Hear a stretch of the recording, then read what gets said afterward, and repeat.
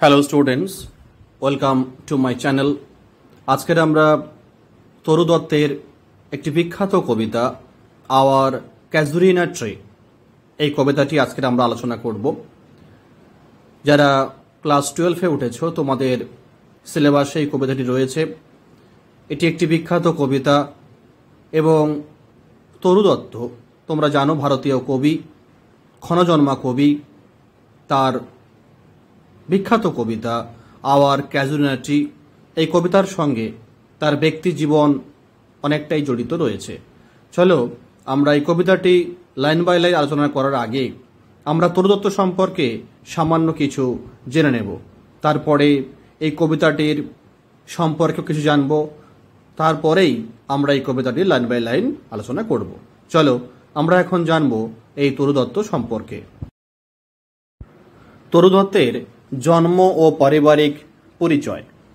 দেখো, তরু দত্তের সম্পূর্ণ নাম তরুলতা দত্ত। তিনি তরু দত্ত নামেই কিন্তু পরিচিতি ছিলেন বেশি। তাই এই তরু দত্ত ছিলেন 19 শতকের বাংলার অন্যতম প্রতিভাবান কবি ও সাহিত্যিক। তিনি 4 মার্চ 1856 সালে কলকাতায় জন্মগ্রহণ করেন। তার পরিবার খ্রিস্টান ধর্মে রূপান্তরিত হয়েছিল। তার বাবার নাম ছিল গোবিন্দচন্দ্র দত্ত, তিনি কলকাতার ম্যাজিস্ট্রেট ছিলেন। মায়ের নাম ক্ষেত্রমণি দত্ত। তার পরিবার শিক্ষিত ও সংস্কৃতি মনস্ক ছিল এবং ইংরেজি ভাষা ও সাহিত্য চর্চার প্রতি ভীষণ তার আগ্রহ ছিল। শিক্ষা ও ভ্রমণ। তরু দত্ত ছোটবেলা থেকেই মেধাবী ছিলেন। তিনি প্রথমে কলকাতার সেন্ট জেভিয়ার্স স্কুলে পড়াশোনা করেন। পরে 1869 সালে পরিবারের সঙ্গে ইউরোপে চলে যান। তিনি ফ্রান্স ও ইংল্যান্ডে উচ্চশিক্ষা গ্রহণ করেন এবং ফরাসি, ইংরেজি, সংস্কৃত সহ বিভিন্ন ভাষায় দক্ষতা অর্জন করেন। ফ্রান্সের লিসিও স্কুলে পড়াকালীন তিনি ফরাসি সাহিত্যের প্রতি আগ্রহী হয়ে ওঠেন। এবারে কিছু ইনফরমেশন তোমাদের দেওয়া রয়েছে। দেখো, তরু দত্ত প্রথমেই কিন্তু শিক্ষা লাভ করেছিলেন তার বাবার কাছ থেকে, মানে তার পড়াশোনা শুরু হয় বাড়িতে। আর তার একটি গৃহশিক্ষক ছিল, ভারতীয় খ্রিশ্চান গৃহশিক্ষক। তার নাম হচ্ছে বাবু শিবসুন্দর ব্যানার্জি। এই দুজনের কাছ থেকে তিনি কিন্তু প্রথমেই শিক্ষা লাভ করে। তারপরে বিভিন্ন স্কুল এবং কলেজে তিনি পড়াশোনা করেন। সাহিত্যকর্ম। তরু দত্ত ছিলেন বাংলা ও ইংরেজি উভয় ভাষায় সাহিত্য চর্চায় পারদর্শী। তিনি মূলত ইংরেজি ভাষায় কবিতা উপন্যাস লিখেছিলেন, তবে তিনি বাংলা সাহিত্যেও বিশেষ অবদান রেখেছিলেন। তরু দত্তের বিখ্যাত কয়েকটি সাহিত্যকর্ম দেখো, তার মধ্যে সবথেকে বিখ্যাত দেখো এ সিফ গ্লিন্ট ইন ফ্রেঞ্চ ফিল্ডস। এটি মূলত ফরাসি কবিতার ইংরেজি অনুবাদ। এই কবিতার অনুবাদ করার ফলে তিনি একটা আন্তর্জাতিক খ্যাতি লাভ করেন। তারপরে বিখ্যাত একটি কবিতা সংগ্রহ, সেটি হচ্ছে ancient ব্যালাডস and legends of Hindustan. এটা প্রকাশিত হয়েছিল তরু দত্তের মৃত্যুর পরে 1882 সালে। এতে ভারতীয় পুরাণ ও ইতিহাস ভিত্তিক কবিতা রয়েছে, যা আজও সাহিত্যপ্রেমীদের আকর্ষণ করে। তাছাড়া আজকের যে আমরা কবিতাটি পড়ব আওয়ার ক্যাজুরিনা ট্রি, সেই কবিতাটি এখান থেকেই নেওয়া হয়েছে। এছাড়া আরও দেখো বেশ কয়েকটি তার কবিতা রয়েছে। আমরা এই দুটো মূলত ভালো করে মনে রাখব এবং 2 নম্বর যে দেওয়া আছে এটা অবশ্যই তোমরা মনে রাখবে, কারণ এখান থেকে তোমাদের এমসিকিউ প্রশ্ন দিতে পারে, অর্থাৎ শর্টস অব দ্য পোয়েম। তখন তোমাদের বলতে হবে ancient ব্যালাডস and legends of Hindustan, এটা প্রকাশিত হয়েছিল 1882 সালে।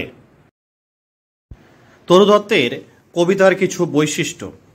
দেখো, তরু দত্তের কবিতায় আমরা প্রকৃতির ছোঁয়া পাব, আর তার কবিতায় স্মৃতিচারণমূলক কিছু বৈশিষ্ট্য আমরা পাবো, অর্থাৎ তার স্মৃতি, তার জীবনের স্মৃতি বা তার অতীত জীবনের কিছু ঘটনা তিনি তার কবিতার মাধ্যমে তিনি ফুটিয়ে তুলতেন। ইংরেজি কবিতায় ভারতীয় ঐতিহ্য, পুরাণ ও সংস্কৃতির নিখুঁত ব্যবহার দেখা যায়। তিনি যে ইংরেজি কবিতাগুলো লিখতেন সেখানে ভারতের যে ঐতিহ্য সম্পর্কে তিনি ফুটিয়ে তুলতেন, ভারতীয় পুরাণ, ভারতের যে কালচার, তিনি এই সব দিকগুলো তার কবিতায় তিনি ফুটিয়ে তুলতেন। তার অন্যতম বিখ্যাত কবিতা আওয়ার ক্যাজুলিনা ট্রি, যেখানে তিনি একটি গাছের প্রতীকের মাধ্যমে শৈশবের স্মৃতি ও প্রকৃতির প্রতি ভালোবাসার প্রকাশ করেছেন। শৈশবের স্মৃতি বলতে এখানে তরু দত্ত তার দুই ভাই বোনের সঙ্গে ওই ক্যাজুলিনা গাছের তলায় খেলা করতেন। তার এই স্মৃতিগুলো তিনি এই কবিতার মাধ্যমে তিনি ফুটিয়ে তুলেছেন। অকাল মৃত্যু ও সাহিত্যিক প্রভাব। দেখো, এই ক্ষণজন্মা কবি মাত্র 21 বছর বয়সে 30শে আগস্ট 1877 সালে তিনি মারা যান। তিনি যক্ষা রোগে আক্রান্ত হয়ে মারা যান। তার অকাল মৃত্যু ভারতীয় সাহিত্য জগতে এক অপূরণীয় ক্ষতি বলে বিবেচিত হয়। উপসংহার: তরু দত্ত ছিলেন ভারতের অন্যতম প্রথম ইংরেজি ভাষার মহিলা কবি, যিনি ভারতীয় সংস্কৃতি ও পাশ্চাত্য শিক্ষার মিশ্রণে সাহিত্য সৃষ্টি করেছেন। তার লেখাগুলি আজও পাঠকদের মুগ্ধ করে এবং সাহিত্যপ্রেমীদের জন্য এক মূল্যবান সম্পদ হিসাবে বিবেচিত হয়। এবার আমরা আওয়ার ক্যাজুলিনা ট্রি এই কবিতার উৎস, প্রকাশনার তারিখ, পটভূমি ও প্রকৃতি এই সম্পর্কে আমরা কিছু জানব। প্রথমে জানব উৎস ও প্রকাশনার তারিখ। দেখো, শুরুতে বলেছিলাম যে তরু দত্তের একটা বিখ্যাত কবিতা আওয়ার ক্যাজুলিনা ট্রি, এই কবিতাটা নেওয়া হয়েছে ancient ব্যালাডস and legends of Hindustan কাব্যগ্রন্থ থেকে। এই কাব্যগ্রন্থটি প্রকাশিত হয়েছিল 1882 সালে তরু দত্তের মৃত্যুর পরে। এটি তরু দত্তের জীবদ্দশায় লেখা হয়েছিল সম্ভবত 1876 সালের দিকে। ব্যাকগ্রাউন্ড অব দ্য পোয়েম অর্থাৎ পটভূমি। ব্যক্তিগত অভিজ্ঞতা। এই কবিতাটি তরু দত্তের শৈশবের স্মৃতির প্রতিফলন। তাদের বাড়ির উঠোনে একটি বিশাল ক্যাজুলিনা গাছ ছিল, যা তার শৈশবের আনন্দ ও দুঃখের স্মৃতির সঙ্গে জড়িত। অর্থাৎ এই গাছের তলায় তরু দত্ত তার দুই ভাই এবং বোন, অর্থাৎ অরু ও অবজু, বোনের নাম অরু ও ভাইয়ের নাম অবজু, এই দুজনের সঙ্গে তিনি খেলা করতেন। তাই এই কবিতা মানে তরু দত্তের ছোটবেলার স্মৃতি। দেখো, পরে দেওয়া আছে স্মৃতিচারণ ও প্রকৃতির প্রতি ভালোবাসা। কবিতাটিতে গাছটিকে শুধুমাত্র প্রকৃতির একটি উপাদান হিসাবে নয়, বরং স্মৃতির একটি প্রতীক হিসাবে তুলে ধরা হয়েছে।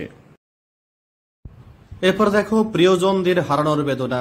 তোমাদের ইতিমধ্যে আগেই বলেছি, তরু দত্ত অল্প বয়সেই তার বোন অরু দত্ত, ভাই অবজু দত্তকে হারান। কবিতার গাছটির প্রতি যে গভীর অনুভূতি প্রকাশিত হয়েছে তা মূলত তার হারিয়ে যাওয়া প্রিয়জনদের স্মৃতির প্রতি এক আবেগময় শ্রদ্ধাঞ্জলি। আমরা আর কি ব্যাকগ্রাউন্ড পাই? ইউরোপিয়ান রোমান্টিক প্রভাব। তরু দত্ত ইউরোপে থাকার সময় রোমান্টিক কবিদের, যেমন আমরা জানি রোমান্টিক কবি হিসাবে ওয়ার্ডসওয়ার্থ, কোলরিজ, তাদের সাহিত্যের দ্বারা তরু দত্ত ভীষণ অনুপ্রাণিত হয়। এই কবিতায় প্রকৃতির প্রতি যে গভীর আবেগময় ভালোবাসা ফুটে উঠেছে তা ইংরেজি রোমান্টিক কবিতার ছাপ বহন করে। এখন জানব এটি কি ধরনের কবিতা। আমরা কবিতার বিষয়বস্তু অনুসারে আমরা এই কবিতার যে টাইপ, আমরা 4 রকমের টাইপ খুঁজে পাই। দেখো, 1 নম্বর রয়েছে লিরিক পোয়েম। আমরা এই কবিতাকে বলতে পারি গীতি কাব্য। কেন না, দেখো এখানে ব্যক্তিগত অনুভূতির বহিঃপ্রকাশ ঘটেছে। এখানে তার স্মৃতির কথা এখানে ফুটে উঠেছে, তার প্রকৃতির প্রতি ভালোবাসার প্রকাশ ঘটেছে। তাই আমরা এই কবিতাকে লিরিক পোয়েম বলতে পারি। দেখো, আর একটা কবি বলতে পারি নস্টালজিক পোয়েম, অর্থাৎ স্মৃতিচারণমূলক কবিতা। কারণ তোমরা জানো যে তরু দত্ত এই কবিতার মাধ্যমে তার যে ছেলেবেলার যে আনন্দের কথা, ছেলেবেলা তার ভাই এবং বোনকে নিয়ে সে খেলাধুলা করতো সেই গাছের তলায়, সেই স্মৃতি তিনি এখানে তুলে ধরেছেন। তাই আমরা বলতে পারি এটি একটি নস্টালজিক পোয়েম। আবার বলতে পারি এটি একটি রোমান্টিক পোয়েম। কেন না, কবিতাটিতে প্রকৃতির মহিমা, গাছের প্রতি ভালোবাসা ও ও অতীত স্মৃতি ফুটিয়ে তোলা হয়েছে, যা রোমান্টিক কাব্যধারার বৈশিষ্ট্য বহন করে। সেই কারণে আমরা বলতে পারি এটি একটি রোমান্টিক পোয়েম। আবার বলতে পারি এলিজিক পোয়েম, লোকগাথা। আমরা এলিজি বলতে পারি, শোকগাথা বলতে পারি, কারণ এখানে শোক ফুটে উঠেছে। কবিতার মধ্যে এক ধরনের বিষাদ ও শোকের আবহ রয়েছে, যা কবির হারানো প্রিয়জনের স্মৃতির সাথে মিশে আছে। তাই আমরা এই কবিতাকে বলতে পারি শোকগাথা বা এলিজি পোয়েম। অর্থাৎ উপসংহার হিসাবে আমরা কি বলতে পারি যে আওয়ার ক্যাজুয়ালিটি শুধু প্রকৃতির বর্ণনা নয়, এইটি কবির শৈশবের স্মৃতি, পারিবারিক বন্ধন এবং প্রিয়জনদের প্রতি ভালোবাসার এক চিরস্থায়ী প্রতিচ্ছবি। এটি বাংলা তথা ভারতীয় ইংরেজি সাহিত্যের অন্যতম শ্রেষ্ঠ স্মৃতিচারণমূলক কবিতা। বেশ, আমরা এতক্ষণ কবি সম্পর্কে জানলাম, কবিতা সম্পর্কেও জানলাম। এরপরের পার্টে, অর্থাৎ এটি পার্ট 1, পার্ট 2 ভিডিওতে আমরা এই কবিতার লাইন বাই লাইন আলোচনা করব। তাই তোমরা পার্ট 2 ভিডিওটা অবশ্যই দেখবে, সেখানে আমরা লাইন ধরে ধরে আলোচনা করব।